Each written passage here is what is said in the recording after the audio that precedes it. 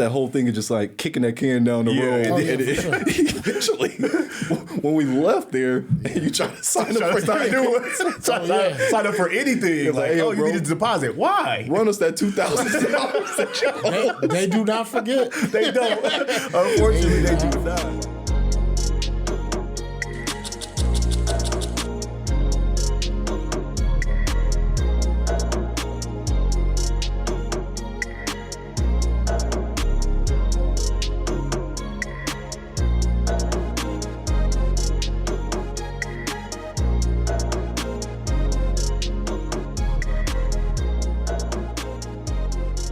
I want to share a story with you guys before we actually jump into like the focus of today's song. So last week, me and my wife, my son JJ, for those of you guys who don't know, he's 10 years old. We all in the living room just chilling. And he comes up to me with his iPad and he says, I want to listen to, and I'm going to edit this out. The viewers aren't about to judge me as being a bad, unfit parent. So he was like, I want to listen to, and like, I know what the song is because he was listening to the song in the car with me. I'm going to play a little bit for you guys and then I'll just cut away.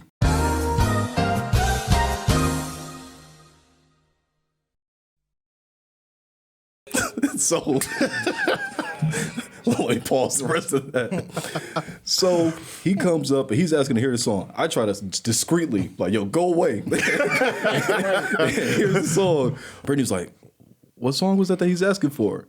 And he's not aware that he's throwing me completely under the bus. Right. He's like, he was like, dude, just kept saying the name of the song. So I'm like, man. So then she's like, what do you got my son listening to in the car? And it just kind of reminded me of like some of the things that we had no business listening to at a young age. And for me, that was Next, Too Close. I had no business knowing the lyrics to Too Close by Next. So I want to throw it out to you guys. Like, what was the song that you guys had no business listening to back in the day? The list is endless. That's an endless list. Well, first, I have like a somewhat similar story to that from my childhood. My brother, me and him are 10 years apart, so obviously I just listened to everything that he had. It was kind of like an unspoken thing with my parents, and I think I had kind of the cool parents for the most part, but it was kind of like a don't ask, don't tell sort of thing. When Little Kim had that song, was it like Ladies Night or something like that? My mom really liked that song. What? She had the tape, but it was like she would listen to that one song and rewind it. Well, one time, and it was my brother's tape, and he let my mom borrow it. So one time she left the tape in the car, and my dad drove her car, and the rest of the tape of the rest of the Little Kim. And so he was hot at my brother. Do you let your little brother listen to this? And again, like, they had to know what we were listening to in general, but I think hearing it actually just was like, wait a second.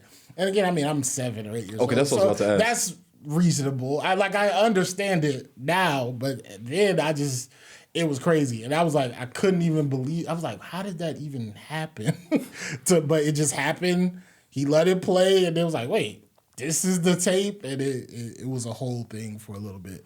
So for sure, the rap music, I mean, I always say I wasn't so impressionable. I knew better than to then go to school and say F you or something like that. I knew better than that. But sometimes I do wonder if kids that are impressionable, how that could have been hitting them. So I'm not sure. But yeah, that was my kind of story that relates to that. Yeah, I don't think I have a specific story. I'll say for me, man, I don't even remember when that was, but like, secular music didn't come like directly into our house for a long time. So it was just like, for as far as me and my mom, it was like gospel music. And like sometimes we had radio. So she had a radio, and like on Saturday morning she would play B103 or whatever, and they played like some secular music. But like, I remember like the first secular music I had was Deborah Cox, the single of what's the song name? How did you get it? What's the name of the song? I don't know what's the name. Nobody's supposed to be here. Yeah. Like, and again, I don't know nothing about that song, but I remember, I don't know why that's the one that like broke through, but like once I got that, then I started getting like R&B songs. It actually was just where I heard the most of it was my aunt. So like we spent a lot of time with my aunt in the car, and she was like an R&B head. So like she had all the Keep Sweat and all that stuff. And like when she got a jam, she played it kind of like your mom, non-stop. Like, so whenever we got in the car, wherever we go, I'm hearing that song the entire way. So like that was definitely my experience with early music as far as that. Because in the household, it just wasn't happening. Yeah, same. Like for my parents, you know, it was just gospel music. And I remember like in my dad, he had like the little CD case and had like the soundtrack to Boomerang.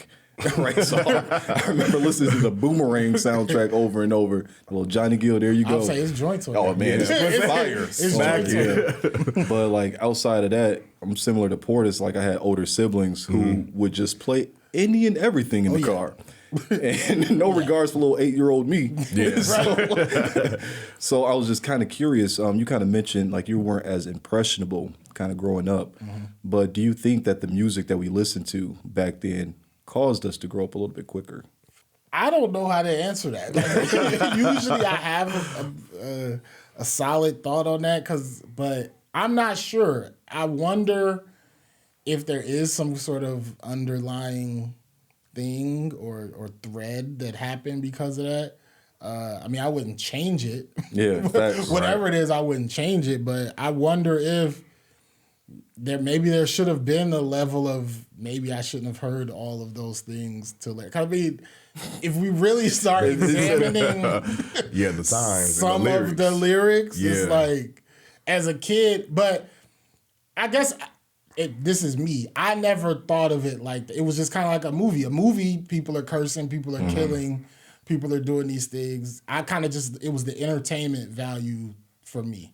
So I guess I always looked at it that way, but I could see how other people might not. Yeah, I think we all probably latched on to this, but I think early on I definitely learned that that's not repeatable stuff. Like, you know, it's definitely something you don't say. And I don't know if that's probably that probably is what allows us to be in the room and be in the space to even hear that, because we know not to repeat that, but... And we had some friends that didn't know that. Right, exactly. That was the other point I was going to get to. The thing I learned real early is like when other people get in trouble for something, like, oh, okay, noted. I shouldn't do that because I definitely, I remember like you saying that we weren't the impressionable kids, but I remember there were some kids who were around who just like would repeat anything. I'm like, oh, that's not going so well for you. Like, I'm just going to chill. I don't feel like, first of all, I wouldn't think to say that back because he's like, again, the household I grew up in, my mom was not playing that early on. Like there was some discipline that happened just strictly off of like we couldn't say words like shut up or like we couldn't say lie or stuff like that. So I knew I wasn't saying no explicit lyrics. I couldn't even say lie. I had to say, you telling stories. I knew I couldn't. Right. I knew I wasn't gonna be able to curse. Man, I didn't get to curse in front of my Bob till that's probably high school almost. You got two? Right. I eased it in with a story. I remember it had to be a story and I used it for like emphasis. That was the first time I got one off. I was talking about this recently in class, and like it still is odd to curse in front of my mother, and she's never not cursed in front of me. But she didn't curse in front of her mom, so it's always like I understood like, okay, so me and my brother, when there's like a funny story to repeat it, he does this more than me. We'll do it just for like the shock value. Now we're as grown as you can be now, but still there's that barrier of like, you still gotta watch it. And I wonder if we're losing that in this time in a way or what's happening. But I've still never cussed in front of my mom. Really? Yeah. Never. Again, only in stories. I don't cuss mom, by the way. I've never said a bad word in my life. That's hilarious. And I've never told a lie either. So. Say just for the record. Just for the record. Yeah, that's interesting though, but because like I was at and I'm gonna transition a little bit, but like I was at this birthday party up here in Rockford a couple of weeks ago for a little kid around JJ's age. Mm-hmm. So we go to the party. They got a DJ there. All the kids is going up requesting songs. The DJ goes and plays the song. I'm like, I know this has to be the edited version. Yeah. And boy, was it not. It was it just got some top from a stripper chick. She from King. What was that? That's the one that passed away. Yeah. King Von. King Von. Yeah. So not only is he playing this unedited song. Have you heard that song? No. It's not appropriate for kids. Even edited, it wouldn't be. That's wild. Dope song. Great storytelling. It is.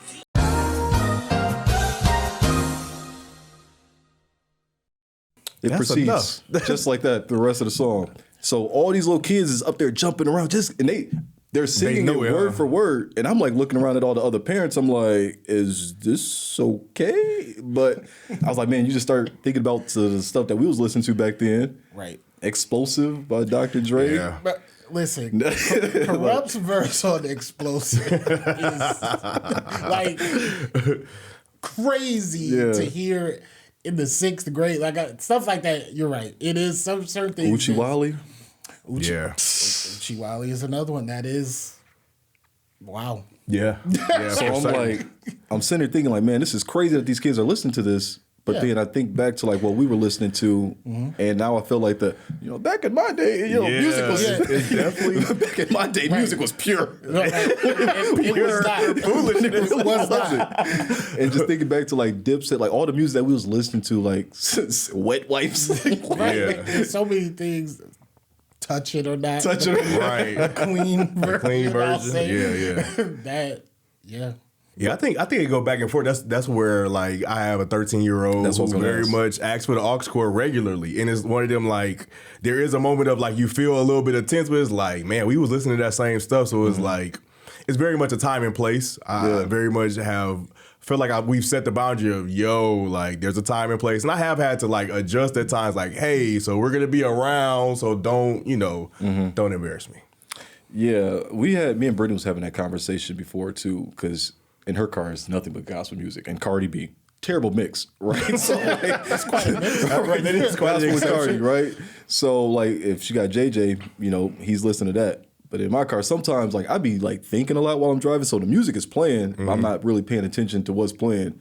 And he normally has his headphones on, but little did I know he can actually still hear stuff with those headphones on. Because he'll come back and be asking for songs like he did in that story that I was telling y'all. So I kind of thought like, what is my parenting, I guess narrative as a parent now in terms of like, man, what am I going to allow my kid to listen to? And like he's heard cuss words, he said one at school, but then he knows that he's not supposed to. And then I'm like, I would feel like a hypocrite if I'm like, you can't listen to this.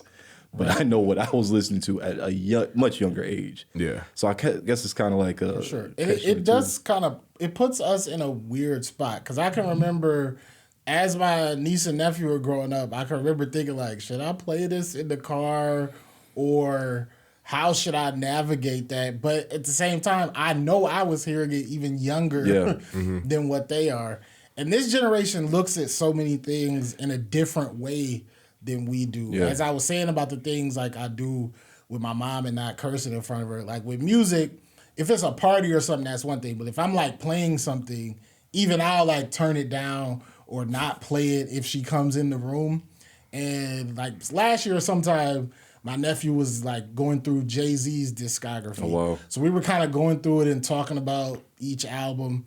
And he's playing it. So my mom came in and I'm thinking like, okay, you'll turn it down, right? He just still blasting. And I'm like, it's not that my mom is not hip or anything like that. But y'all know her, so y'all know how she is. Yeah. But it's like, it was still like just that second, I was tensing up. Yeah. And to him, it was just like, he was just vibing still. And I'm thinking like, there's a bit of a disconnect here. And I'm wondering, why do I feel that way? Even now that I'm grown, like, why does that matter? Still to this day, if my mom gets in the car with me, I'm not cutting any rap on. But very funny story though, kind of going back to like when we were younger. I think we had to be 16 or 17. And my mom used to let me use her car. So I used to have to drop her off at work in the morning, and then I had to pick her up from work.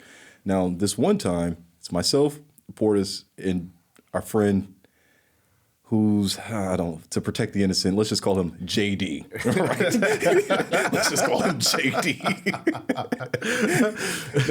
Now, anybody who knows our friend group is going to know, especially when we talk about how flagrant this dude was. So, we're driving on the way to pick her up from my house. We live like 2 minutes.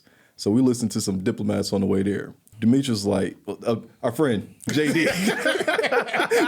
was like, it's like, I bet you won't keep that playing when your mom get in the car. So we pull up. I turn it up a little bit.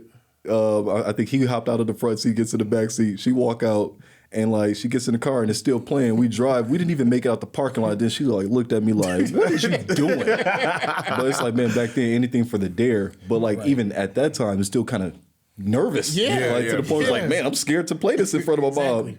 But it's like I think about like how you said like kids are kind of the receiving music now, and then like just having access to everything. Because even back then, you used to have to jump through hoops to go get an album that had explicit content on it. If nothing else, you had to get to the store. Yeah, right. Yeah. Like, For sure. and you might have to have somebody else buy it. Exactly. Like there's so many things, barriers that could be in place. And I think that's what like the reality that I came to is like because they have so much access to so much, you're not gonna censor that. It's if you've given them access, the second they got a cell phone, the second they have access to the internet, like for sure.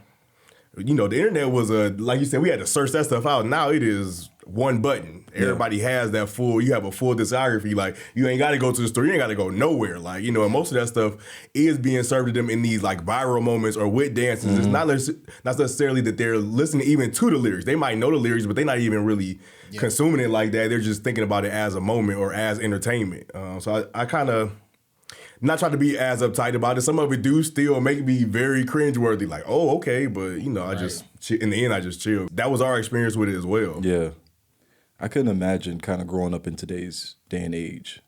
I can't imagine like being at the lunch table and having to do dances on TikTok. Like, I lack the coordination for that. I feel just be all like, damn, we be the weird kids now? Because I just feel like, man, that is like it's a lot of pressure. A lot of pressure. I'm like, it's all day. All day they want to do it. There's no stopping. Any free moment they get is, they set the camera up. It's like, no.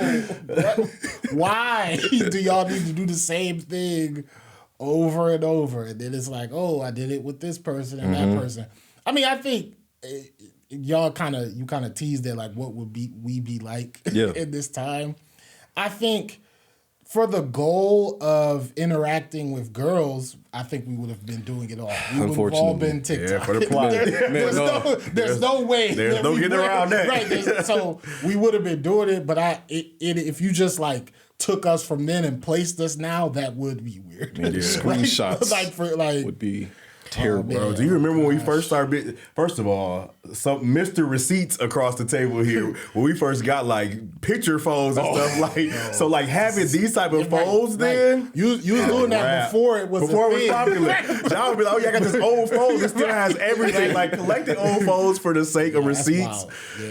Yeah. When y'all first got them video phones, that changed. So I guess we did get like the earliest part of that. Yeah. And I think that's beneficial for our like journey with technology. We shouldn't feel too out of touch with everything because we did have it at that last bit of time when we were teenagers, but it is different. It's for sure different. Do you think the technology is kind of making kids grow up a little bit quicker now? Because they do have access to essentially everything? They're definitely exposed to more, like much faster, and it's the accessibility is. I wonder if it's dangerous to overly try to shelter them from that, or try to differentiate things. Like I don't know how that goes. Like, how do y'all feel about that as parents? I guess for me, it's making me be a little bit more on my toes. Like just the other day, like JJ, he'd be on his iPad watching YouTube videos, and like. I walked over there one time, like, what you watching? And then he was like, he just covers it up. So then I was like, I can figure out what you're watching. I can just go straight to the search history. Well, this guy's cleared it. So, he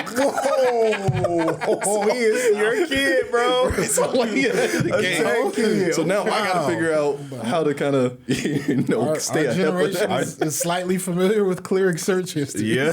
Don't dive into that anymore. Man. or not clearing it. Not clearing it and learning that you should clear it. Forgetting to clear it. Yeah, all bad. But yeah, it's like you got to just stay ahead as a parent. Like I can't imagine, like I said, for Q having a teenager though.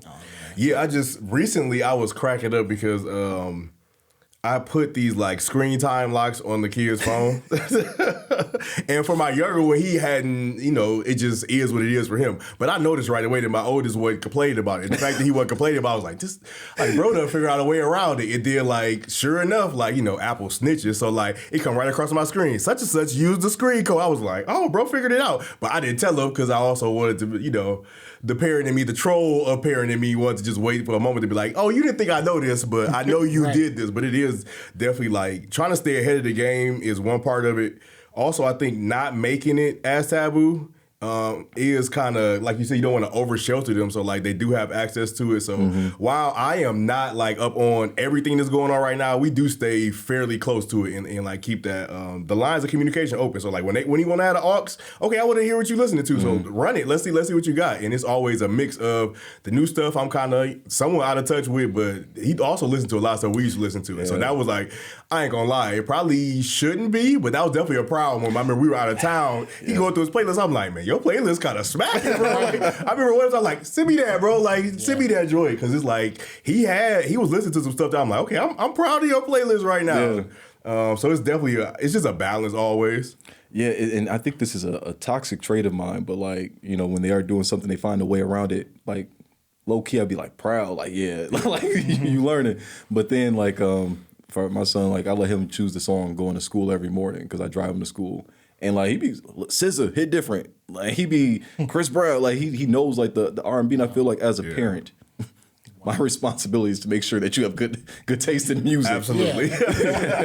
Especially as a father to a son. So like, yeah, that's just always really interesting. I'm thinking like with these kids kind of growing up a little bit faster with the technology, as you guys mentioned, what would be like a moment where it's like a moment when you felt like you were grown, but you realized that you weren't?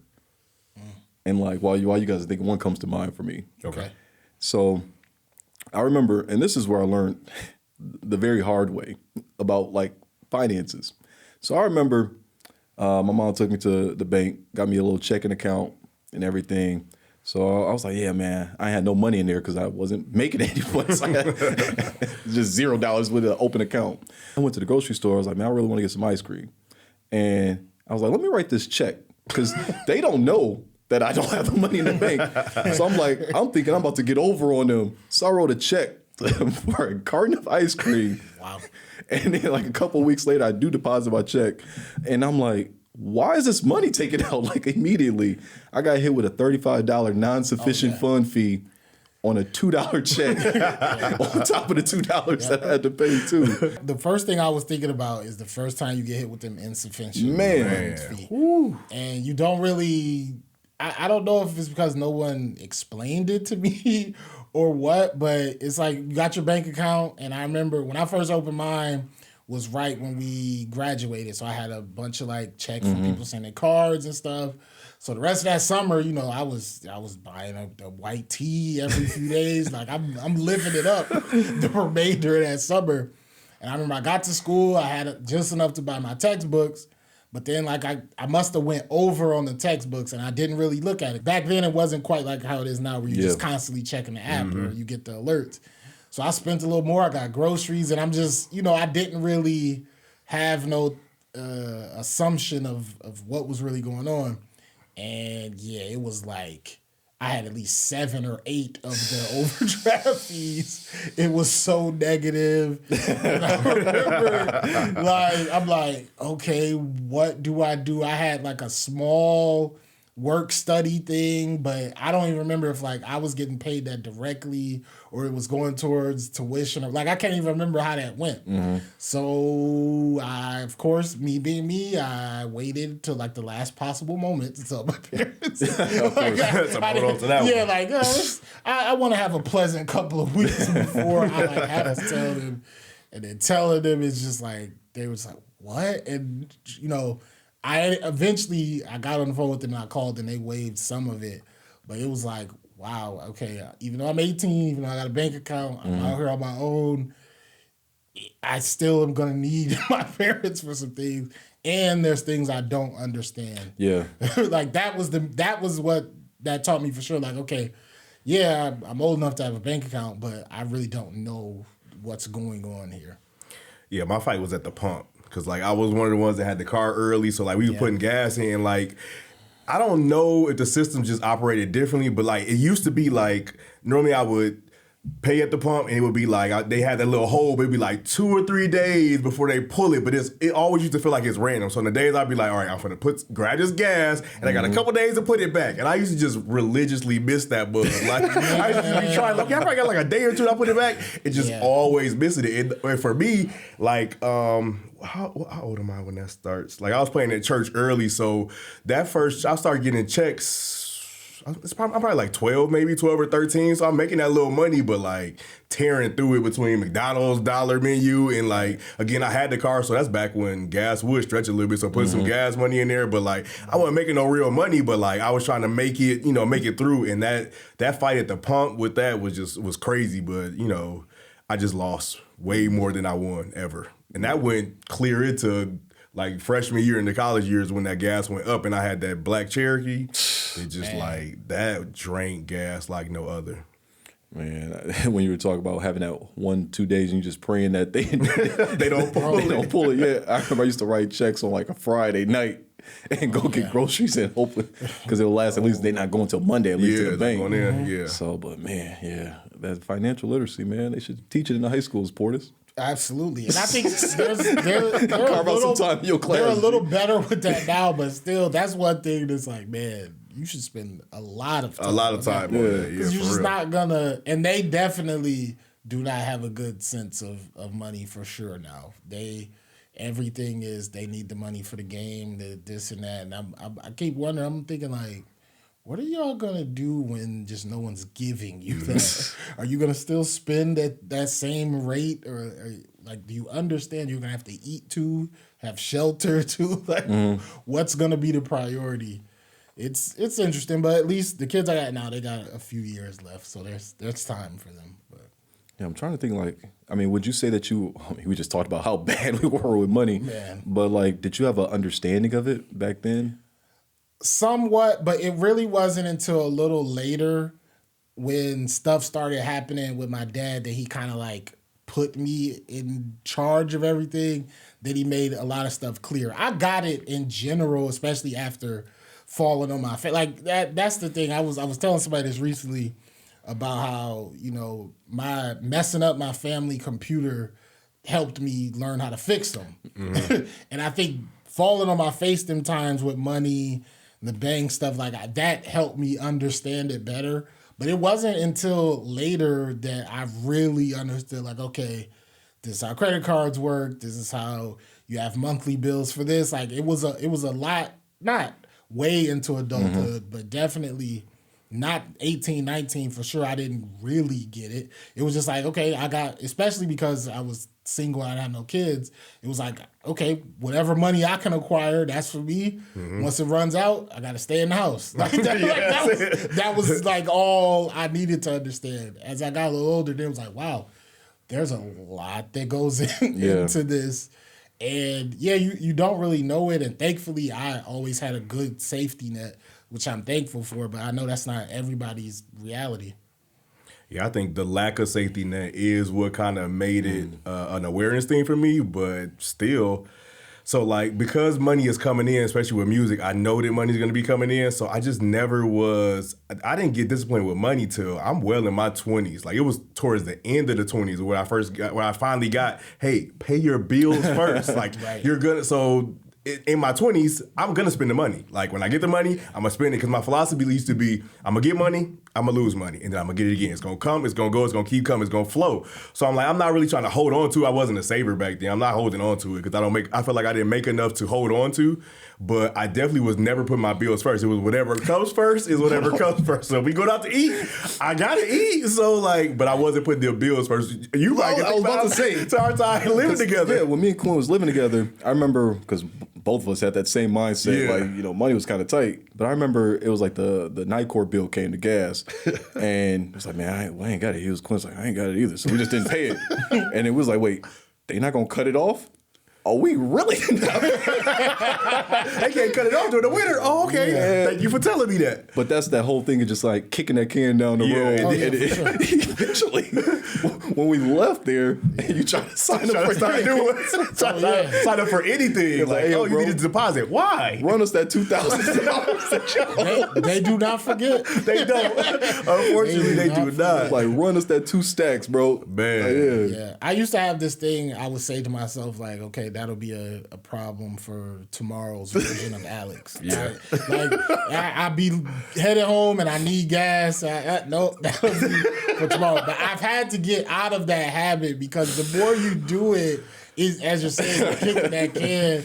At some point, it's going to be that day when it's just all is going to come. It is always sometimes inconvenient. It's always super inconvenient. It's like I could have just did if I would have just did this, and that's especially in these last several years. A lot of the choices I've made have been because I don't want to look up 6 months or a year from now and be like, man, if I would have just started this back then, I'd be set now. Yeah. Instead, I'm just starting now, and it's like it feels like a long road. So I've totally changed my mindset on that. But that used to be one of my favorite things. Oh, that's a problem for tomorrow's version of me.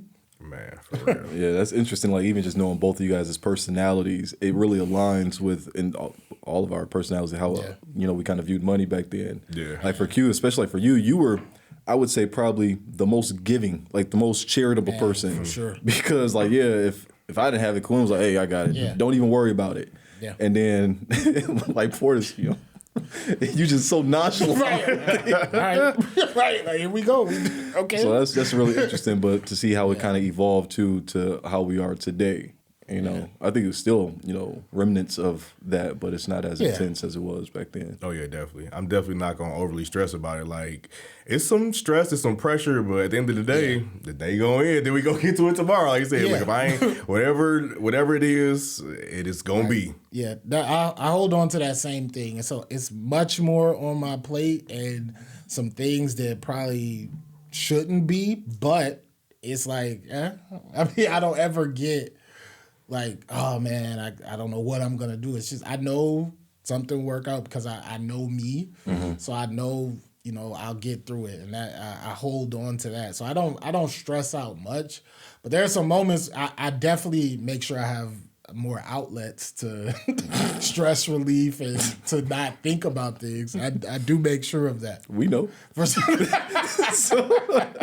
He said outlets. So that's very PC Porters in the room.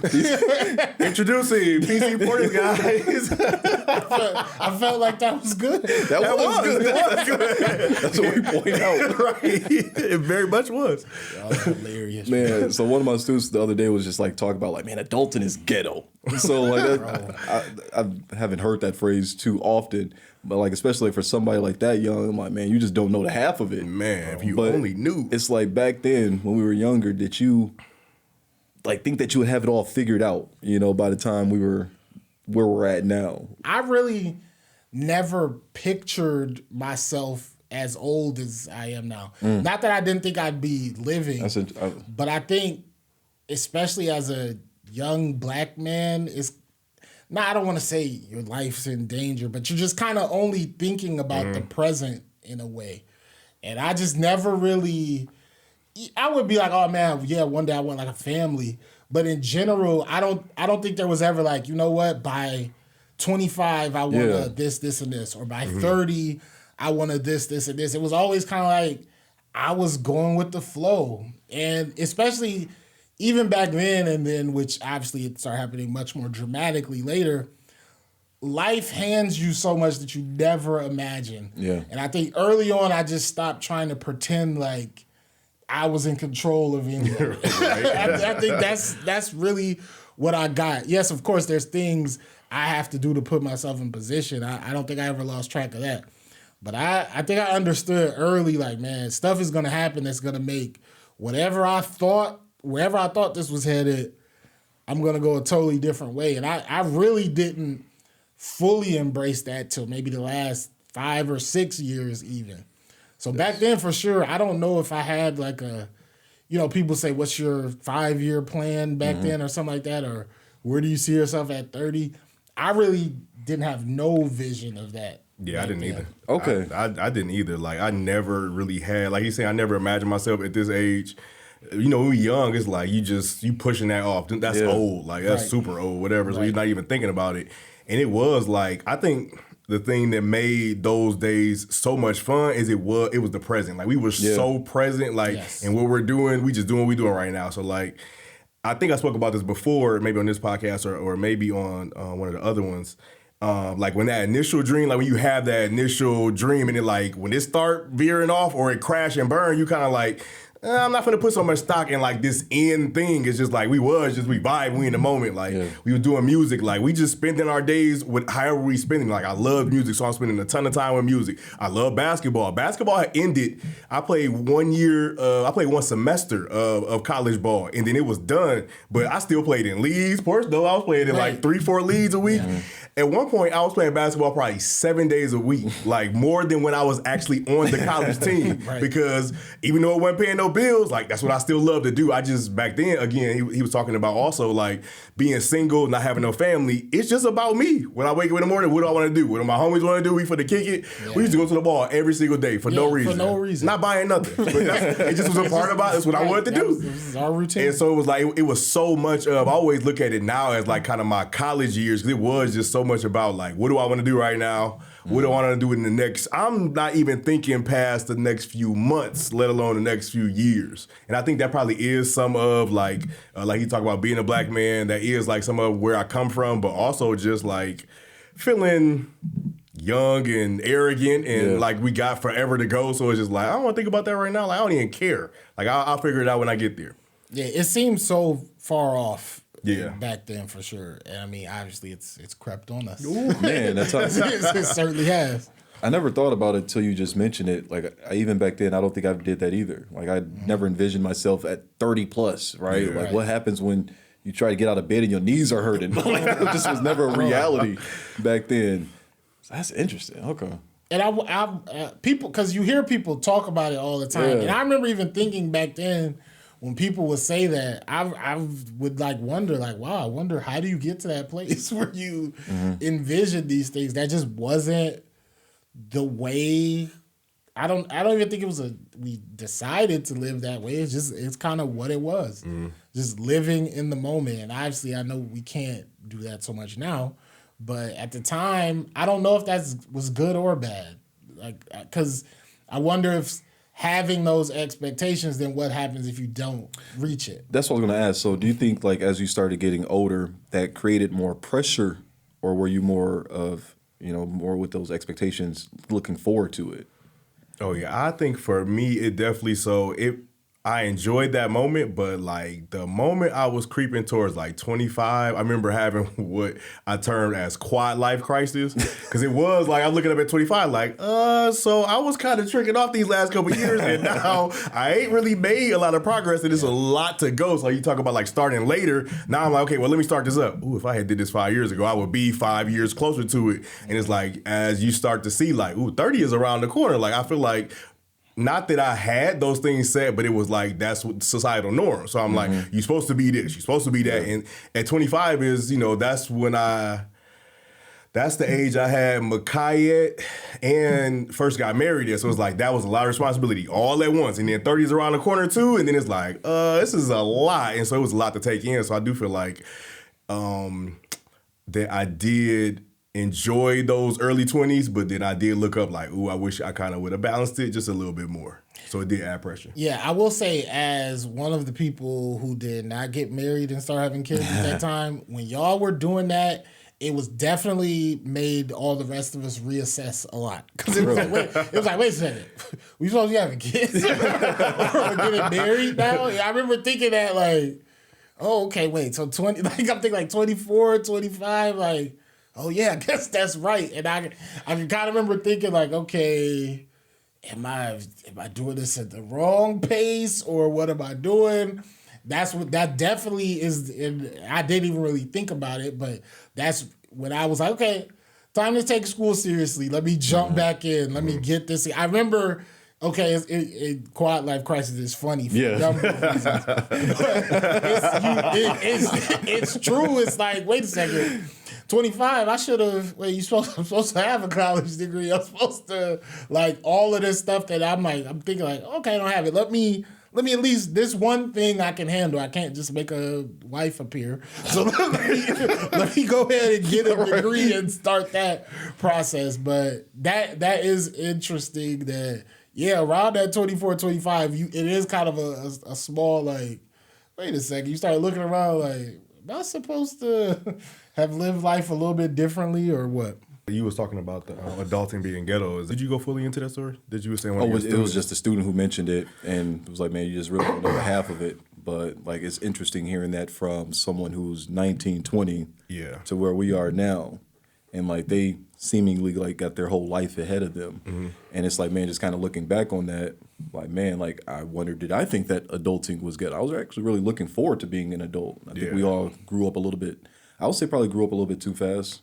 Like, I think for me personally, I did a little bit. Yeah, I think for me as well. And I think what I learned in that is that, like, parts of me grew up fast. So, like, I had to mature in certain areas where I felt like I was trying to take care of myself earlier. But then, like I say, the discipline doesn't come in, the follow through, all of those things don't come into way later. So I think that kind of was not necessarily a full detriment, but I don't know if there's a way to fully mature before time. And I think that is just a thing that comes with the time.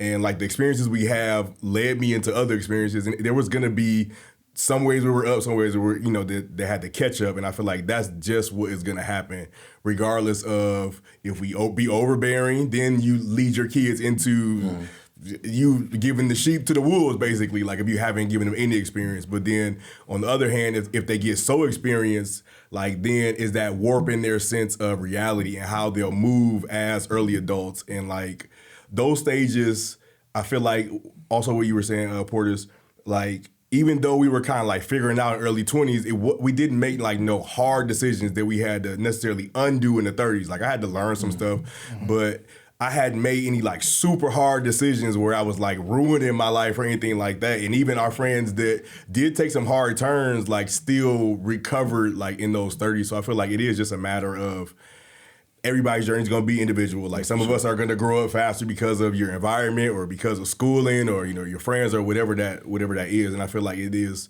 though that's what those 20s seem like it is for, regardless. It's going to be that early experience where you just got to kind of get to life. Yeah, you said follow through, and I think that's big. I feel like younger, there were certainly things I thought about, okay, you know what, this is a good idea, I'll do that. But I think the difference in maturity and the time is actually following through with it. It's not, okay, the first set of difficulty, I'm over it. And I mean, we had a good run of that for sure. Yeah. And eventually you realize that's not going to get you anywhere. Mm-hmm. Yeah. And that, unfortunately, only comes with the time of it's happened. It's like, okay, finally now I said I'm going to do this. I need to see it through. And that doesn't always mean it's going to be a positive outcome either. Right, yeah. But you need to start seeing things all the way through. And I think that's something that does change and as you get deeper into adulthood, for sure. Yeah, kind of piggyback off of that. I agree. I think a lot of us being a little bit more nonchalant back then, and like as you start getting older, you do start to realize like your mortality a little bit more for sure after you get past like 30. Man. You start thinking about that. You start thinking about your future. You start thinking about legacy, like your kids. Like, what are you going to leave behind? How are you instilling values in them? Yeah. And I think that forces you to, once again, kind of take a look in the mirror and make sure that you're doing those things for yourself, right? And kind of grows you up a little bit more as well. So, being grown is like a state of mind versus like a number. Like, I think a lot of times people think at the age of 18, I'm grown. I remember, we used to always say that, back then. Like, as soon as I turn 18, I'm grown. Like, I can do whatever I want. But are you really equipped to handle the world at that age? Is your mindset really there? And I asked Stu the other day, you don't know how to address an envelope. I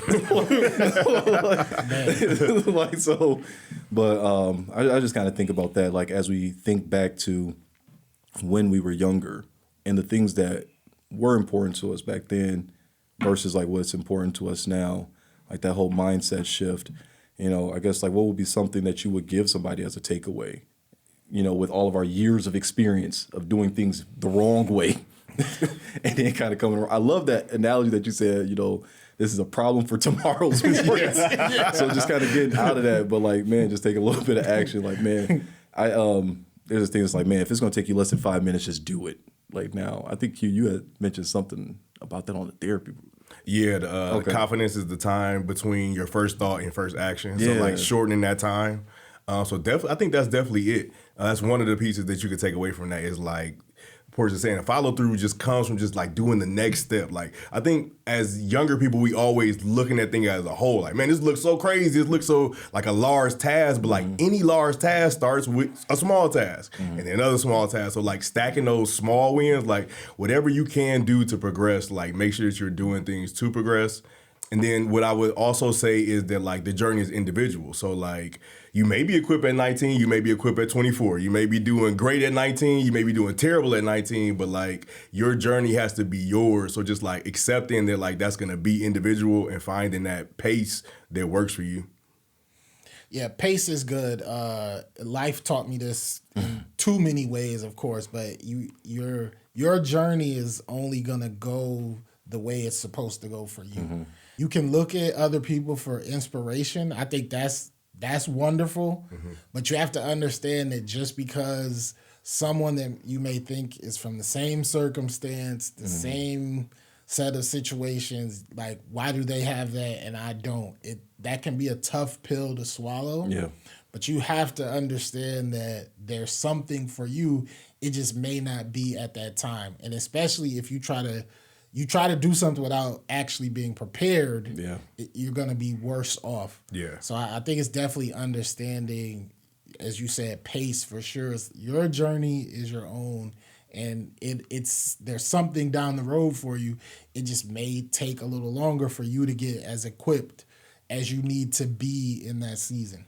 Pace is probably the most important thing. And of course, it goes to like a running analogy, but you just, for me personally, I kind of think about like, you know, when you are running a race, everybody starts off, you know, different paces, but that's based off of their training, right? You know, somebody's been prepping. Like I know if I'm running somewhere, I know exactly what pace I can set myself at and be cool with it because of my conditioning.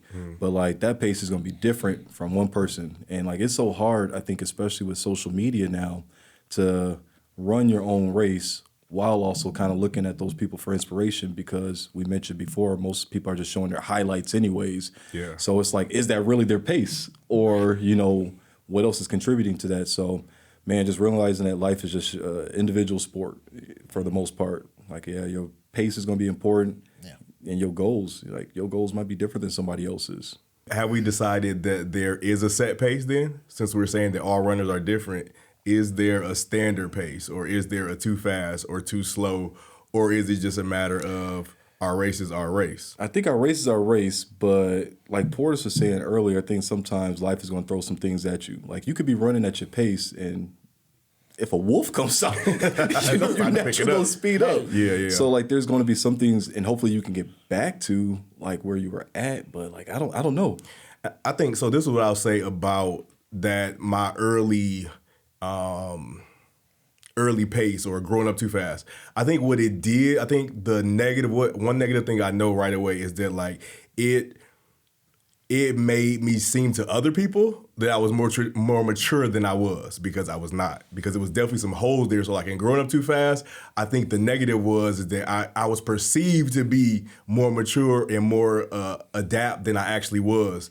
And it led to people like not paying attention to what I was doing. And there's probably some things that people would have like redirected or steered if they knew what was really going on. But what I learned in growing up is how to hide and how to hide some of that stuff and how to look like I was an adult, because I wanted to be an adult. I wanted to have a decision making. So like I'm hiding the fact that I really don't know what the hell I'm doing, but like I look like I do, and like I feel like that's definitely for me like one of the negative aspects of me growing up too fast, is that like, again, I only grew up in certain aspects, and most of it was in masking very well. So I feel like that is something that I had to not necessarily pay for, but it came out the wash in my 20s. And then like by 30s, I feel like it's where I found my pace, as opposed to maybe finding that in mid 20s. Yeah, I don't mean for that to pose another question. I know I'm trying to get to final thoughts, but I do wonder if we are the last generation that's in such a rush to appear as adults and to feel like we got it, like we got to get thrown out there at 18. Okay, what do? We have all these things. Are we the last generation with that sort of pressure? Because as you say, you end up, certain things you might get, but there's other things you definitely don't fully grasp. You're not properly mature. Whatever age your brain fully develops is not there yet. There's so many things that you're actually missing out on. But are you aware of those things at that time? And that's why I wonder. But it was, even if spoken or unspoken, there was still like that, okay, you're grown. These are these things you have to do all of a sudden. I wonder, is that still around now, or how that affected us as we were growing up? I think that's when we're trying to bring it back to the growing up too fast. That's what I mostly think about is like, okay, there should have been these years where, you hear about people in other cultures like, oh, I'm going to take a year to travel, or I'm going to take a gap year, and these things. Like, if I would have even attempted to say something like that, it wouldn't have flew. Yeah. So I wonder if I would have been given this space to, like, okay, let me figure out who I am before adulting, like trying to figure out who you are as you're taking care of all these adult things, it can get cloudy. Because are you doing certain things because of your circumstances, or is that who you are? So I think that can be tricky. I wonder if we had that time to explore more in our culture, like, would we be better off? Yeah, I would say I hope so. That is my hope. That is my a lot of my perspective on parenting.